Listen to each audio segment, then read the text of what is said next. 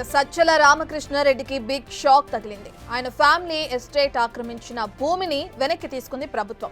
మొత్తం 63 ఎకరాలు స్వాధీనం చేసుకుంది. ఇందులో 52 ఎకరాలు అటవీ భూమి ఉన్నట్లు నిర్ధారించారు అధికారులు. ఇవాళ రెవెన్యూ ఫారెస్ట్ అధికారులు వెళ్లి ప్రభుత్వ భూమిగా బోర్డులు ఏర్పాటు చేయనున్నారు. కడప జిల్లా చింతకొమ్మదిన్నె మండలంలో సజ్జల ఫ్యామిలీకి ఎస్టేట్ ఉంది. మొత్తం 184 ఎకరాలు కాగా ఇందులో 63 ఎకరాలు ఆక్రమించారని ఆరోపణలు వచ్చాయి. దీనిపై ప్రభుత్వం విచారణకు ఆదేశించింది. రెవెన్యూ ఫారెస్ట్ అధికారులు వెళ్లి విచారణ చేపట్టారు. ఇప్పటికే జిల్లా కలెక్టర్ ప్రభుత్వానికి రిపోర్ట్ కూడా ఇచ్చారు. ప్రభుత్వ భూమి ఆక్రమించినట్లు తేలటంతో చర్యలు తీసుకున్నారు.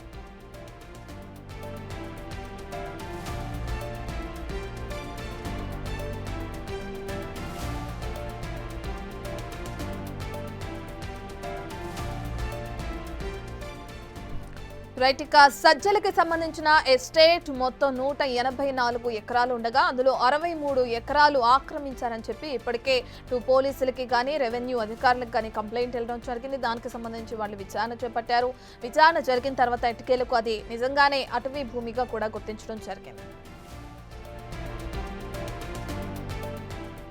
ఆక్రమించిన భూమిని ఇప్పటికే స్వాధీనం చేసుకునే పనిలో ఉంది ప్రభుత్వం. దీనికి సంబంధించిన పూర్తి డీటెయిల్స్ అందించడానికి మా ప్రతినిధి శివ అందుబాటులో ఉన్నారు. రైట్ శివ, ఈ రోజు వెళ్లి అక్కడ ఏదైతే అటవీ భూమి నిర్ధారించారో ఆక్రమించినట్లుందని చెప్పి దానికి రెవెన్యూ ఫారెస్ట్ అధికారులు బోర్డులు పెట్టే అవకాశం కనిపిస్తుందంటారు. దీనికి సంబంధించిన డీటెయిల్స్ ఏ విధంగా ఉన్నాయి శివ?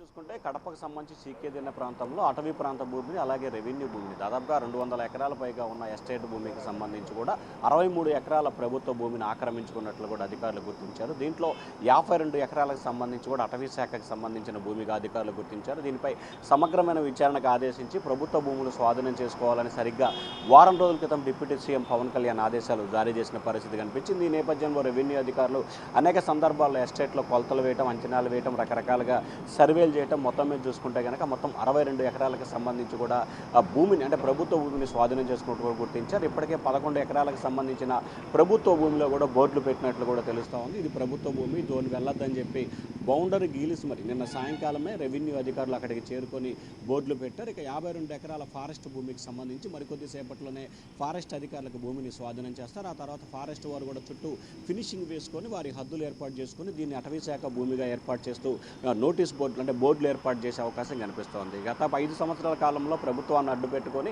ప్రభుత్వ భూమిని ఇష్టానుసారంగా కబ్జా చేసిన వ్యవహారానికి సంబంధించి కూడా పూర్తి స్థాయిలో స్థానిక రెవెన్యూ అధికారులు, జిల్లా అధికారులు, జిల్లా కలెక్టర్లు అలాగే విజిలెన్స్ అండ్ ఎన్ఫోర్స్మెంట్ లోతుగా విచారణ చేపట్టిన పరిస్థితి కనిపించింది. దాదాపుగా 5 నెలల కాలంగా సుదీర్ఘంగా విచారణ చేసిన తర్వాత ఇది ప్రభుత్వ భూమి, దీంట్లో 62 ఎకరాల ప్రభుత్వ భూమిని ఆక్యుపై చేసుకున్నట్లు కూడా అధికారులు గుర్తించారు. మొత్తం మీద సజ్జల రామకృష్ణారెడ్డికి సంబంధించి గత ప్రభుత్వంలో ముఖ్యమంత్రి తర్వాత కర్త కర్మక్రే ప్రతిదానికి ఆయన పరిస్థితి కనిపించింది. ఒక దశలో సజ్జల రామకృష్ణారెడ్డి షాడో సీఎంగా కూడా ఒక వెలుగొందిన పరిస్థితి కనిపిస్తుంది. అటువంటి నేతృత్వంలో ఆయనపై తెలుగుదేశం పార్టీ కార్యాలయం దాడి కేసు, తర్వాత ముంబై నటి జతం, ఇట్లా రకరకాల కేసులు నమోదవుతున్న నేపథ్యంలో తాజాగా ఆయన ప్రభుత్వ భూమిని ఆక్యుపై చేసిన దానికి సంబంధించి కూడా భూమిని తిరిగి స్వాధీనం చేసుకుంటూ ప్రభుత్వం నిన్న జిల్లా కలెక్టర్ ఉత్తర్వులు జారీ చేశారు. ఇప్పటికే రెవెన్యూ భూమిని స్వాధీనం చేసుకున్నారు.